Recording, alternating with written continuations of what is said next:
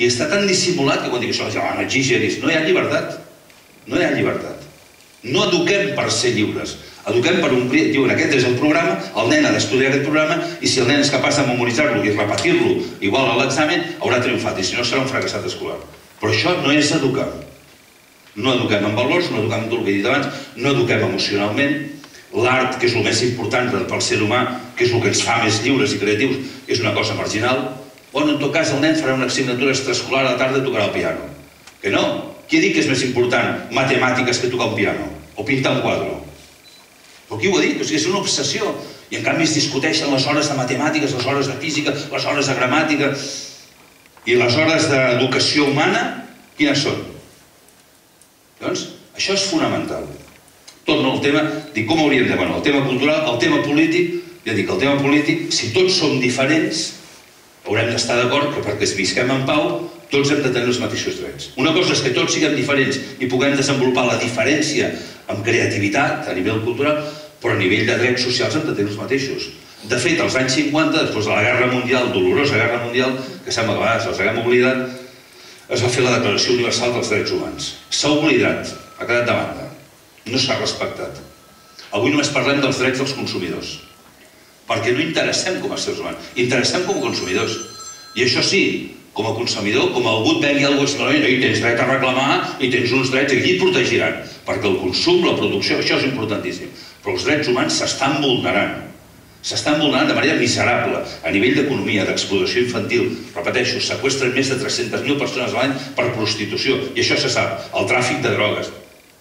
I allà està. I no fem res. I no em crec que no es pugui fer res. No m'ho crec.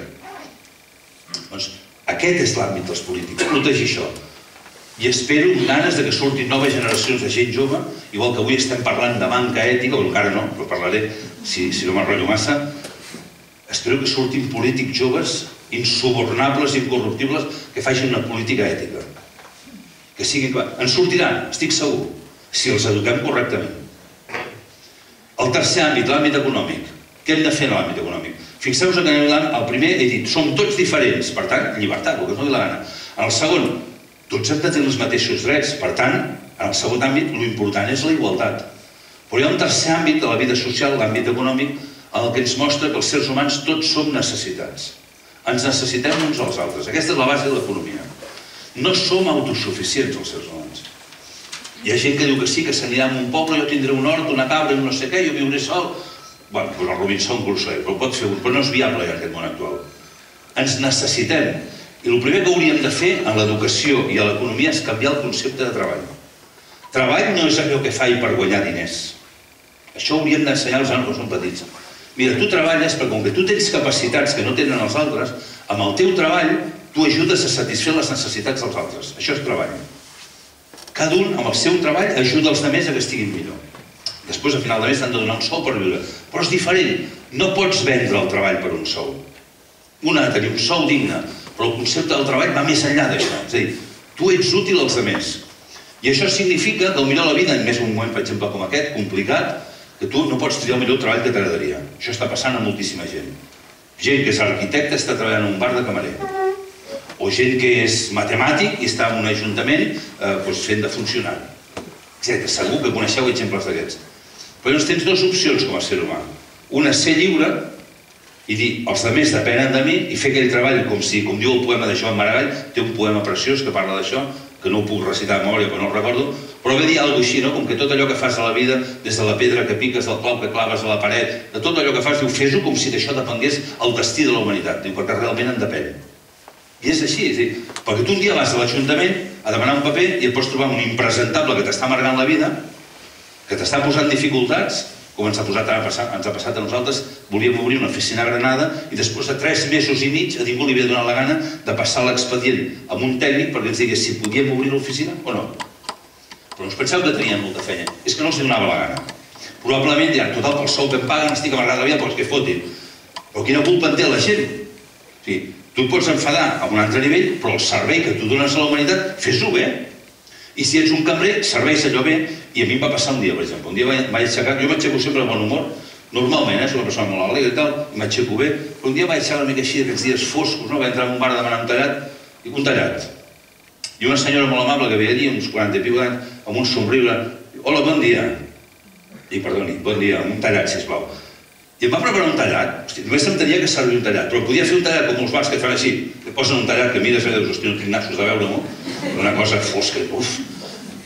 Un tallat que me'l va preparar, inclús a veure com tirava la crema, fent-me com un dibuix allà al damunt, em va posar una xocolatina, un tallat perfecte. És igual, és a dir, però de la teva manera d'actuar depèn que l'altre estigui bé o no. I això ho pots fer sent un mestre, un arquitecte, un enginyer o un escombriaire, m'és igual. Però el concepte de treball com a concepte de servei als altres. I això seria fonamental per canviar l'economia. Avui només parlem de vendre i comprar el treball i el propi treball s'ha convertit en una mercaderia. Però és igual, els empresaris, els sindicats, els treballadors, tots hem caigut en aquesta trampa. En l'àmbit de l'economia ens hauríem de donar compte que hem de passar d'aquesta absurda lluita per la competència sense fet creure que l'economia cada una ha de mirar el seu benefici personal. Sabeu què passa? Que a les universitats i a les escoles se segueix ensenyant economia com s'ensenyava fa 100 o 200 anys. Es diu a la gent que estem en un mercat lliure, en un mercat de capitalisme lliure, en el que hi ha una llei, que és la llei de l'oferta i la demanda, i cada un ha de buscar el benefici personal màxim i que el mercat, tu no preocupis, que el mercat ja ho regularà. I clar, això és una desfatxadesa moral, és a dir, això és una perversió moral. Com pots dir a la gent això? Tu no preocupis, tu mira el teu benefici que el mercat regularà. Però si tu eduques així, ja mira el resultat. Tu, un jove, li has de dir, estigue't al tanto de la vida que tot el que facis té repercussió sobre els altres. I tu ets el responsable dels teus actes.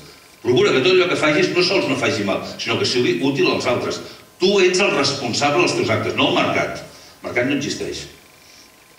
I no té sentit buscar el màxim benefici personal, perquè fa 3 segles de model econòmic que ho estem fent així i cada vegada estem pitjor. O sigui, la realitat ens diu, quan cada un busca el seu benefici, tots estem pitjor. Això és la llei que acabem de descobrir ara. Doncs no seguim ensenyant així. Tu has de dir a la gent, mira, com més pensis en els altres, millor estarem tots. Aquest és el model real. O sigui, en comptes del model competitiu, del màxim benefici personal, hem de buscar el màxim benefici comú. I canviar la llei. Alguns l'anomenen la nova llei, la llei social fonamental, que diu que un conjunt d'individus a la societat està millor amb la mesura que cada un dedica el seu treball i els seus esforços al benestar dels altres i el que ell necessita ho rep dels altres. Just al revés. Comptes dir, tu mira per lo teu, no miris per lo teu, oblida't de tu. Tinguis confiança, perquè sabeu què passa? Que quan un es dedica als altres, totes les capacitats que tens surten a fora i es multipliquen. Quan un es mira a si mateix, totes les capacitats s'atrofien. Aquesta és la realitat. I això no es pot demostrar, això s'ha d'experimentar. Les capacitats pròpies, i això ho diuen inclús els místics, els filòsofs, l'amor, com més entregues, més reps. Traduït en llenguatge poètic o filosòfic. Quan tu més entregues a les teves capacitats, millor estarem tots. Per tant, s'ha de substituir la llei de la competència per un nou model que és el de la cooperació. No és lluitant que estarem millor, sinó cooperant. Com deia Kropotkin, l'ajuda mútua, cuidant-nos uns als altres.